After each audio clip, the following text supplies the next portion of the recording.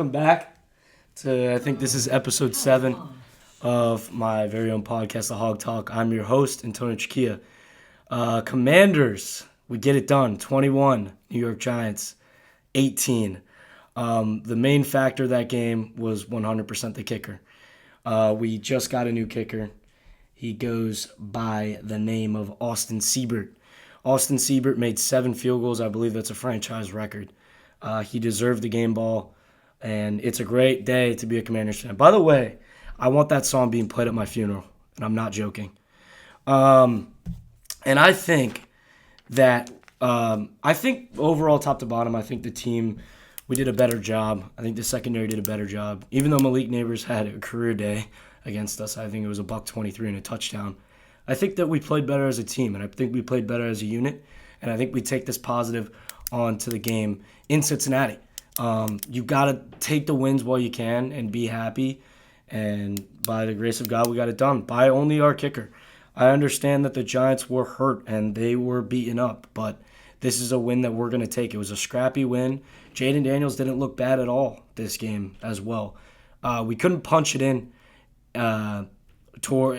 just any time during the game. I mean, it was all field goals.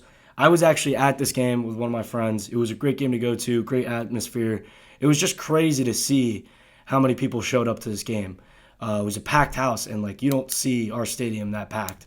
I think it was because everybody was excited for the Heisman winner, the man himself, hopefully, that can save our franchise, which is Jaden Daniels. I think Brian Robinson, what a day he had on the ground. We were successful running the ball, which took the load off from Jaden Daniels. And then he also had a play where he got injured, and all of us in the stands were like, oh my goodness, is he going to get up from this? He got pulled out for a play, and then he came back in after that. But, yeah, it's a great Monday. Feeling good. I love talking for the people. I love doing this. This is the team that I love. I'm going to be covering this team for the rest of my life. So, yeah, I think our defense played a lot better. Our secondary, obviously, with Emmanuel Forbes being out for the whole season with a torn thumb ligament, I believe. So Noah Igbenogany is stepping in with Mike Sanders-Schill, Quan Martin, Jeremy Chin, Benjamin St. Juste. Hopefully that our linebacker and core and our inside interior pass rush can get home, because our secondary definitely looked better. This is a step in the right direction. I get it. The Giants were banged up. Their kicker wasn't playing towards the end of this game, but we'll take the wins. We'll take the wins when we can get them. So I'm very excited about this win. Another thing, the Terps, the Maryland Terrapins, they get it done as well. Obviously, I'm representing, but we get it done in Charlottesville. Billy Edwards Jr. missed a couple deep throws early to Ty Felton, I believe, or I think it was Caden Prather in the first quarter. He made up for it though. They got it done, 27-13 in Charlottesville. We were currently, I think it was either 5th or 6th, top 6 in all of the FBS in turnovers, which is good.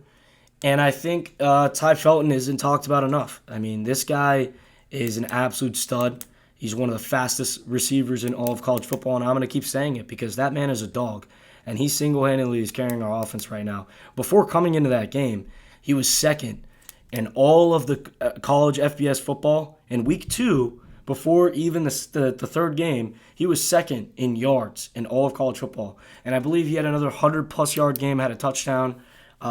Roman Henry played pretty well. And I think that this is good. This is a stepping stone in the right direction. Obviously, with last week, we should have never lost to Michigan State. I think that we had that game. And with Billy Edwards, in my opinion, I think that they could have just hit the QB sneak, the tush push on 4th and 1.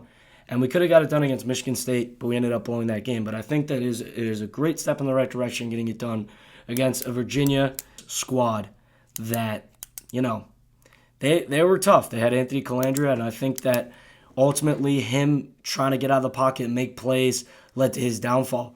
That's where his interceptions came, when he was trying to make plays and kind of rolling out the pocket, trying to create something when anything's there, when you should just live to play another down.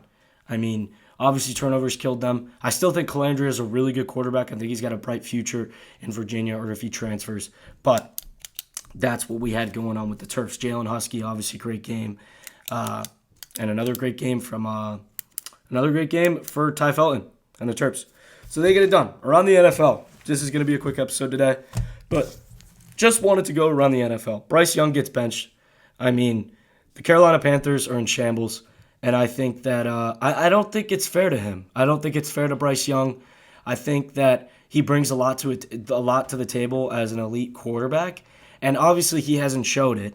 Don't come at me saying that, I think Bryce Young's an elite quarterback. I think that he's shown signs of being a good quarterback, but the pieces around him, it's very hard to be successful in the NFL if you don't have the pieces to get it done. And in week 2, in this new regime, they said, nope, we're going to give him the boot. We're going to give Andy Dalton the starting job, which I think is crazy. I think you should give Bryce Young at least another 1 to 2 weeks.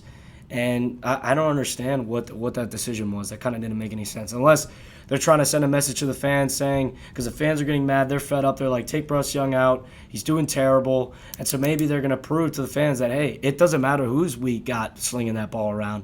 We're going to lose regardless. So I think that could be a factor. Cooper Kupp out for a couple weeks for the Los Angeles Rams. He's going to be out.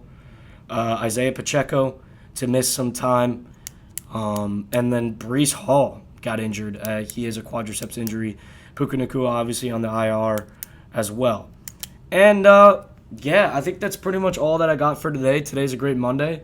And if you're watching this, thank you so much for watching. I just wanted to come on here and recap what's going on. I got some big things planned up for this podcast and some certain episodes on where they're going to be, but I'm obviously happy with the Terps and the Commanders both getting it done. The teams that I love, they both get it done, and I'm very excited for this NFL and college season on what this has to bring. Obviously bringing a lot of people together, communities together. It was just so great to see the atmosphere. And before I get off, one of my friends met Malik Neighbors' mom at the game, which was kind of crazy. He was in line to get just like nachos or something like that. And this woman comes up to him and she's like, "Excuse me, can I just get a cup of ice?" And he was like, "A cup of ice?" But he was being very kind with her. He was like, "Yeah, I can get you a cup of ice." And she was like, "Honey, I can get you as much money as you need. I'll pay you as much money as you need," because there was a huge line going in the stadium. So he's like, no, it's okay. And he ended up getting her a cup of ice. And he said, our team might be terrible, but we do have some good hospitality in Washington. And then she says, "Yeah, well, I'm sorry to say this, but my son just scored a touchdown against you guys."